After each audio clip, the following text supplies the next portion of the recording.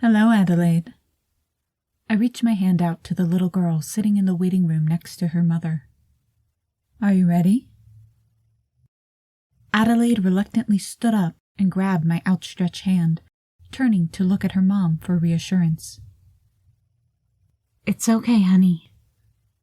Her mom placed one of her hands on the small of Adelaide's back. Dr. Morrigan is here to help you.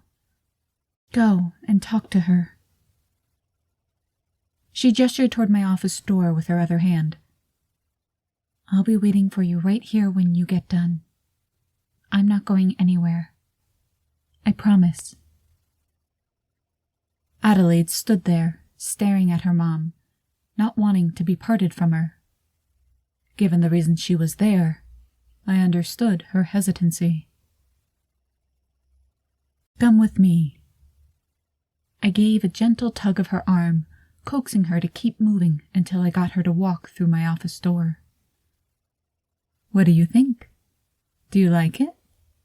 She gasped and stepped the rest of the way into the office after I released her hand to shut the door behind us.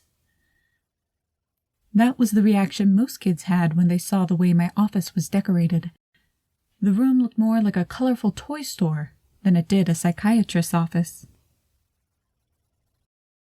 I watched her walk over to the corner of the room where the stuffed animals were gathered together in a huge pile.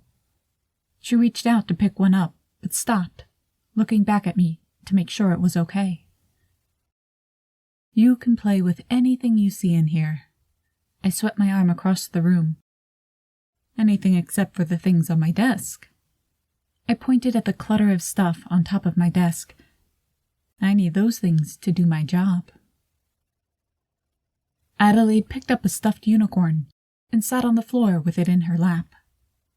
While she ran her hand along the unicorn's silky mane, I grabbed a few sheets of blank paper and a box full of broken crayons from one of the desk drawers. Walking over to where Adelaide was, I sat down on the floor next to her and put the paper and crayons on the table. Do you think I can get you to draw me a picture? I asked. I heard you're a really great artist. She hugged the unicorn close to her body and shook her head emphatically. Why not? She turned away and focused her attention on the unicorn, fidgeting with the curly gold horn sticking out of its head. When it was clear she wasn't going to answer, I decided to ask a more pointed question. Is it because of the paper man? She whipped her head around to look at me, her brow furrowed, wondering how I knew about the paper man. Your mom told me you think the paper man took your dad away. Can you tell me why you think that? Adelaide shook her head again. You won't believe me either, she pouted. You might be surprised by what I believe. I got up, retrieved my purse, and returned to where I was. I set the purse on the floor beside me and pulled an old photo out of it. I held the photo out to Adelaide. What do you see? I asked. She looked at the photo for a second before trying to hand it back to me. It's just an open closet door, she replied, unimpressed. Look closer, I said, pushing the photo back towards her. She held the picture close to her face, scouring every detail. When she finally saw what was hidden in the closet, she dropped the photo, letting it flutter to the floor. What is that? She whispered. For lack of a better term, that is the monster in my closet. I picked up the photo, looked at it for a moment, and put it back in my purse. Even after all these years, the image of those disembodied eyes staring back at me from the closet gave me chills.